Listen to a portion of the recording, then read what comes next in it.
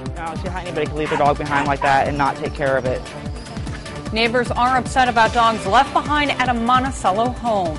Good evening, I'm Niccole Caan. Thanks for joining us this Monday night.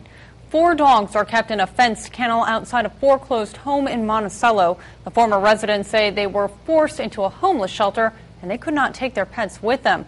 Kristen Crowley was at the empty home earlier today. Kristen, why are the dogs still at the house? Niccole, the owner of those dogs, Patricia Willoughby, says her family thought they would be able to take the dogs back with them. In the meantime, she says she arranged for neighbors to take care of the dogs, provide water and food for them. That was in January, and the dogs are still at the Monticello home. And some neighbors say these dogs have been neglected and are starving. These dogs are lucky if they get fed once a week. And that's with the neighbors being generous enough to, be able to throw scraps and stuff over to them. Neighbors are furious about 4 dogs left behind at this house. 17-year-old neighbor Brittany Henson says some of the dogs have died from neglect. There used to be about 10, I do believe, in there, and there's like 3 or 4 now. There was puppies that me and my boyfriend tried to rescue, but they ended up dying. But owner of the dogs, Patricia Willoughby, who now lives in Fort Wayne, says that's not true. I asked their little girl to go over there just about an hour ago, and she said she went over there and she did not see any dead dogs, and all the dogs are fine and they have food and water. One neighbor says there are roughly 3 plastic bags in the yard with dead dogs in them. When I told Willoughby about that, she seemed shocked.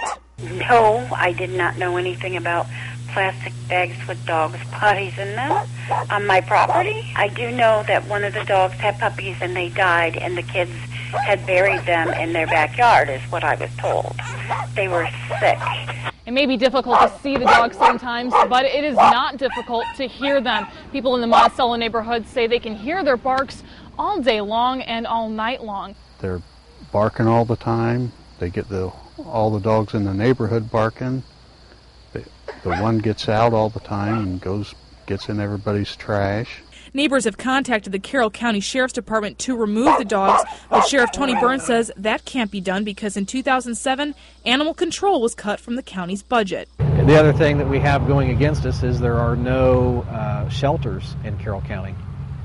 So the issue becomes, even if we could pick the dogs up, where would we take them and who would pay for it? The Sheriff's Department told Willoughby she has until tomorrow to remove the dogs. If that doesn't happen, Sheriff Burns says a report will be filed with the county prosecutor to press charges of neglect against Willoughby. Now, Willoughby says come tomorrow, if no one can take the dogs, she will have them euthanized. So we're hoping that they can find a good home. Unfortunate situation. Thank you, Kristen.